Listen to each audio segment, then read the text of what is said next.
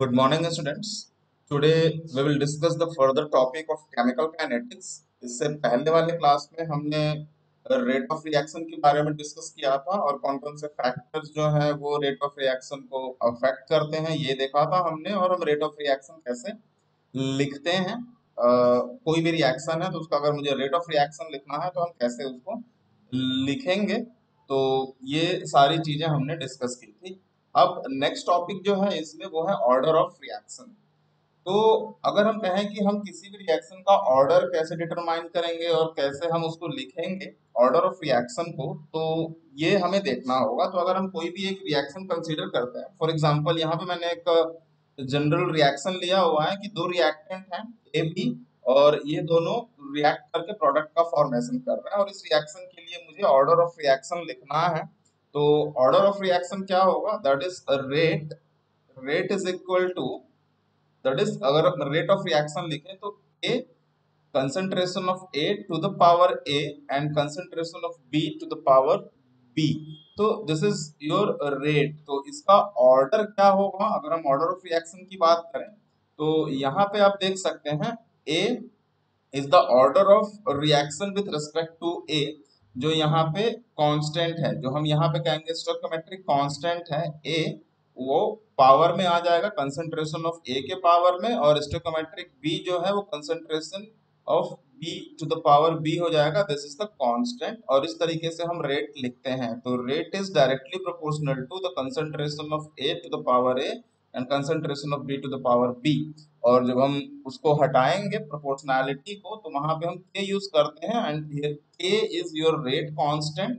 इसको हम rate constant या फिर स्पेसिफिक रेट कांस्टेंट हम कहते हैं। तो ये होता है। Now the order of reaction क्या होगा, तो यहाँ पे जो ऑर्डर ऑफ रिएक्शन होगा वो है ए एंड बी। ए क्या है, order of reaction with respect to A.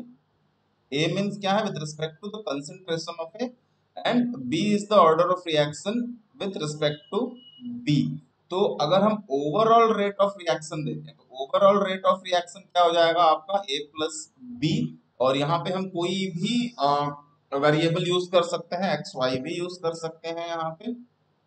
Again rate क्या है, रेट आपका रेट ऑफ रिएक्शन है, किस रेट से हो रहा है, और ये जो उसके पावर है यहाँ पे कंसंट्रेशन का पावर है वो हमें ऑर्डर ऑफ रिएक्शन बताता है। और कंसंट्रेशन को हमेशा हम किस में मेजर करते हैं, कंसंट्रेशन की जो यूनिट होती है मोल पर लीटर होता है। अब लीटर क्यूबिक सेंटीमीटर में हो, डेसी मीटर में हो, किसी में भी हम लिख सकते हैं। तो कंसंट्रेशन जो होता है बेसिकली मोल पर लीटर होता है, और रेट की जो यूनिट होती है वो मोल पर लीटर सेकेंड इनवर्स होता है।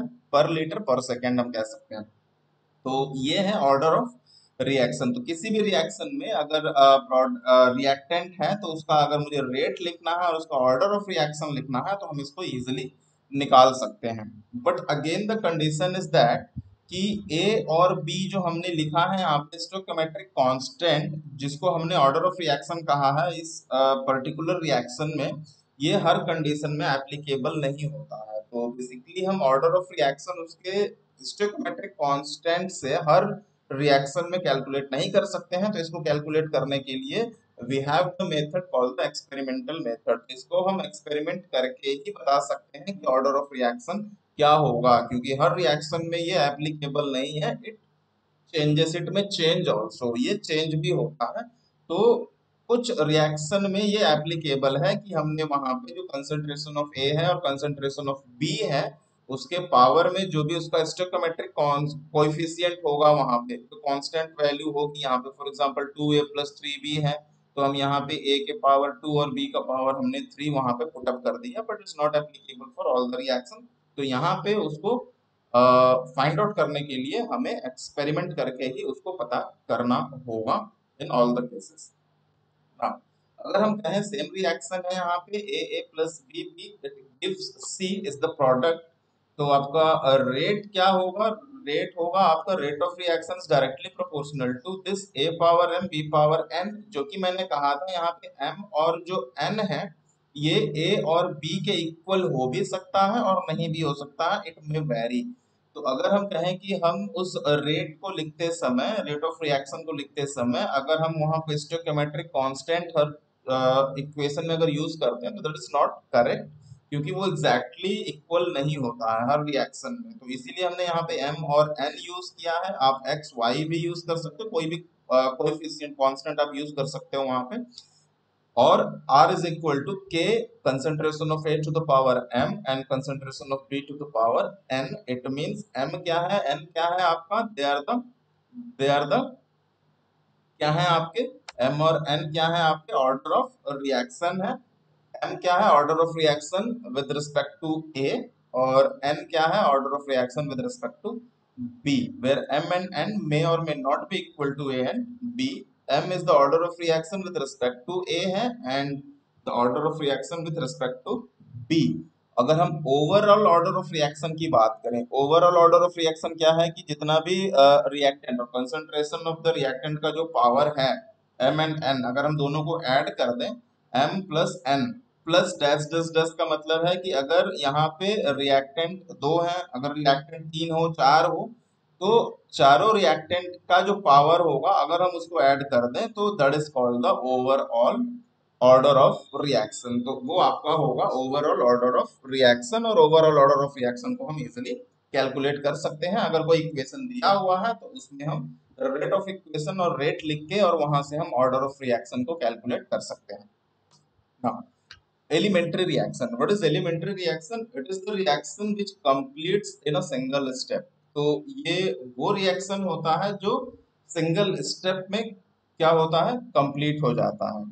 और रिएक्शन में involve more than one elementary reaction और स्टेप्स आल्सो। तो एक रिएक्शन में एक से अधिक एलिमेंट्री रिएक्शन और स्टेप्स होते हैं। Overall rate of reaction depend on the slowest elementary steps. लेकिन उस रिएक्शन में जिसमें रिएक्शन में एक से अधिक स्टेप्स होते हैं उसको फॉर्म करने में, लेकिन उसमें से हम कंसीडर कौन करेंगे ओवरऑल रेट ऑफ रिएक्शन में, उस एलिमेंट्री स्टेप को हम कंसीडर करेंगे जो कि एकदम स्लोवेस्ट होगा, and thus it is known as the rate determining step. तो स्लोवेस्ट एलिमेंट्री स्टेप और स्लोवेस्ट जो रिएक्शन होगा, जो स्टेप स्लोवेस्ट होगा, वो डिटरमाइन करेगा आपका कि ओवरऑल रेट ऑफ रिएक्शन क्या होगा। Next is the molecularity of the reaction. Molecularity of the reaction क्या बताता है कि the number of molecules take part in the elementary step, और उस एलिमेंट्री और उस रिएक्शन को कंप्लीट होने के लिए जितने मॉलिक्यूल्स ऑफ रिएक्टेंट होंगे वहां पे, they will determine the molecularity of the reaction. तो वो मॉलिक्यूलैरिटी ऑफ द रिएक्शन होगा। तो depend on the number of molecules we will determine whether the uh, unimolecular reaction और bimolecular reaction और trimolecular reaction उसके बेस पे। तो यहाँ पे कुछ एग्जांपल्स हैं, यहाँ पे हम देख सकते हैं like PCl5। तो PCl5 का यहाँ पे one molecule of the reactant है, तो यहाँ पे हम इस तरह के रिएक्शंस को क्या कहेंगे, यूनिमोलिकुलर। अगर हम यहाँ पे देखें हाइड्रोजन आयोडाइड, तो यहाँ पे दो हाइड्रोजन आयोडाइड हैं, तो हम दो मॉलिक्यूल है हाइड्रोजन आयोडाइड के, तो हम यहाँ पे कहेंगे दिस इज बाई मॉलिक्यूलर। यहाँ पे देखते हैं तो सल्फर डाइऑक्साइड के दो मॉलिक्यूल है, ऑक्सीजन के एक मॉलिक्यूल है, तो ये क्या हुआ, ट्राई मॉलिक्यूलर।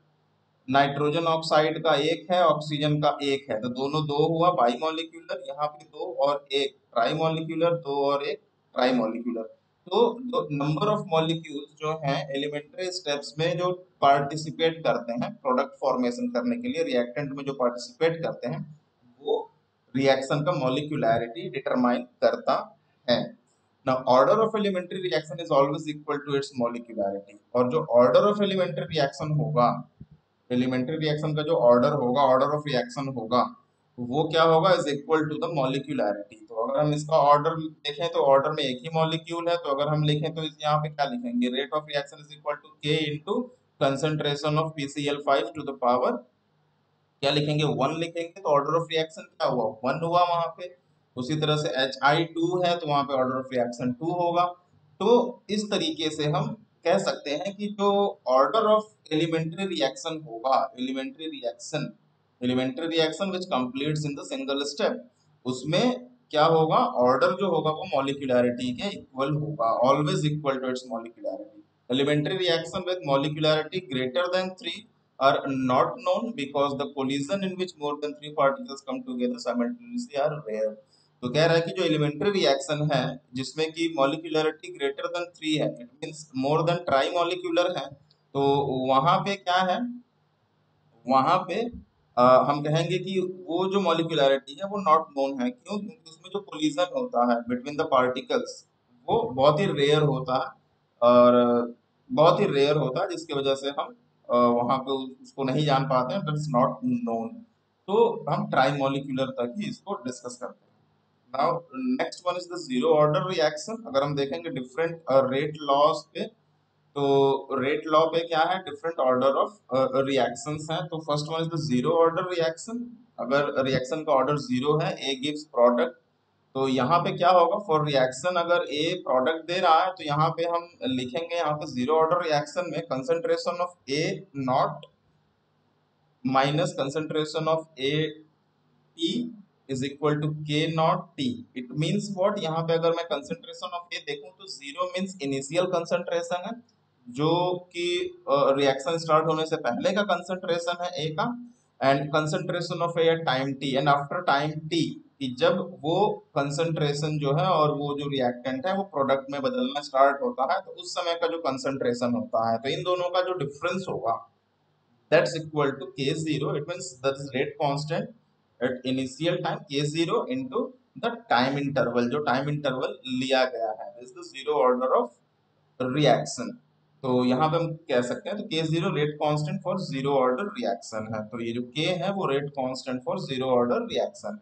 अगर हम हाफ लाइफ रिएक्शन की बात करें, टी हाफ कैसे कैलकुलेट करेंगे हम, concentration of A0 initial concentration of A by 2K, that is proportionality constant, rate constant हम जो भी कह लें।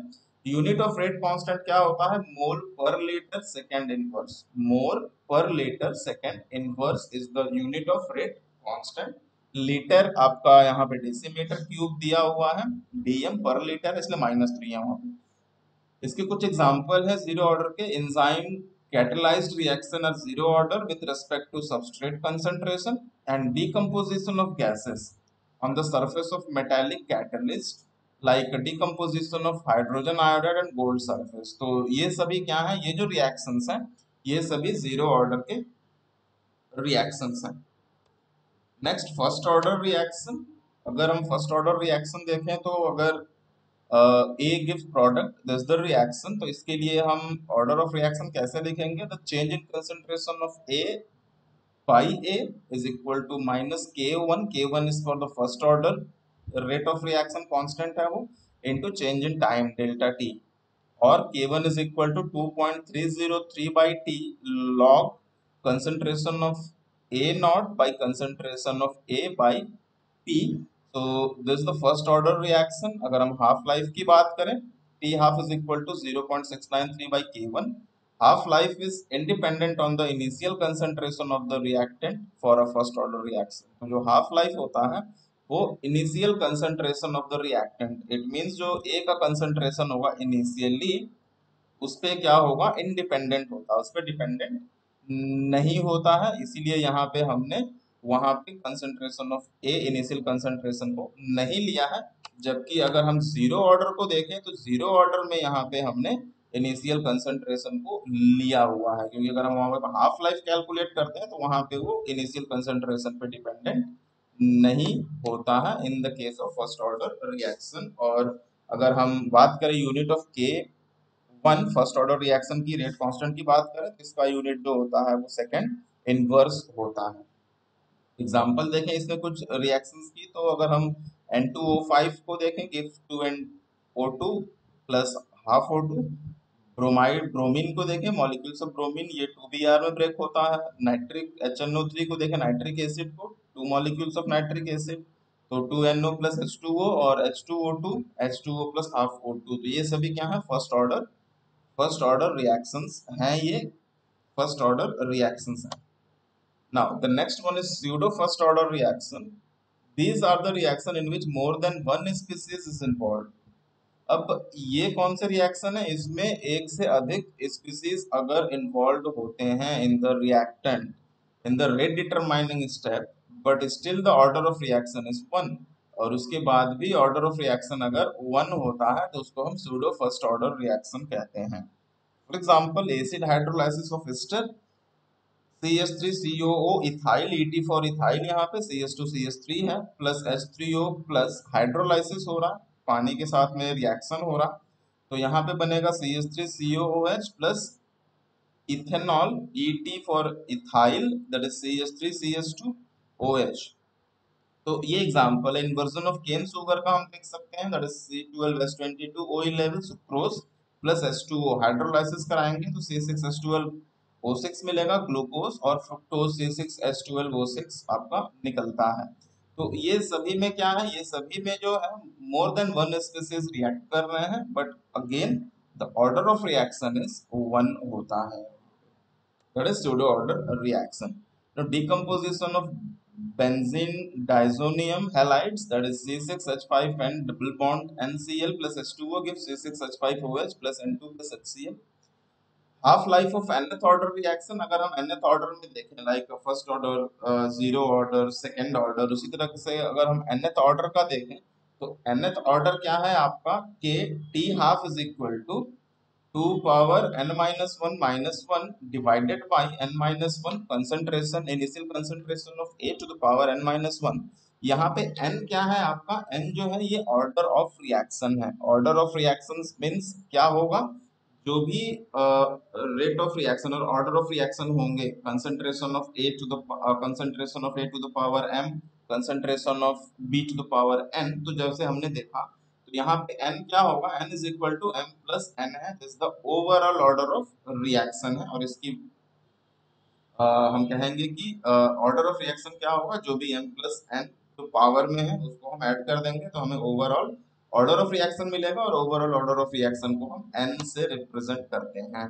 Now the next topic is the parallel reaction, the reaction in which a substance react or decomposes in more than one way are called the parallel or side reaction। तो वो reaction जिसमें substance react और decomposition इन मोर than one way, तो एक से अधिक तरीके से वो डिकम्पोज होता है, या फिर एक से डिकम्पोज होता है एक से अलग अलग तरीके में, उसको हम कहते हैं पैरेलल रिएक्शन और साइड रिएक्शन। जैसे हम यहाँ पे देख सकते हैं कि ए जो है दो तरीके से प्रोडक्ट में चेंज हो रहा है, बी में और सी में, K1 K2 यहाँ पे, तो इस तरीके के रिएक्शन को जो एक से अधिक तरीके से चेंज होता है प्रोडक्ट में, डिकम्पोज होता है, तो वहां पे हम कहते हैं कि दैट इज द पैरेलल और साइड रिएक्शन। तो ये था सभी टॉपिक जो है केमिकल काइनेटिक्स में। तो ऑर्डर ऑफ रिएक्शन हम कैसे लिखेंगे, कैसे कैलकुलेट करेंगे वहां पे, तो ये चीज आना चाहिए। ओवरऑल ऑर्डर ऑफ रिएक्शन हम कैसे निकालेंगे, रेट ऑफ रिएक्शन हम कैसे लिखेंगे, कौन से फैक्टर इसमें, rate of reaction again the speed of the reaction, the speed of reaction को इम्पैक्ट करते हैं, ये सारी चीजें हमें आनी चाहिए। तो अगर इसमें कोई भी डाउट है तो बिल्कुल कमेंट करिएगा, मैं उसको रिप्लाई करूंगा। Thank you.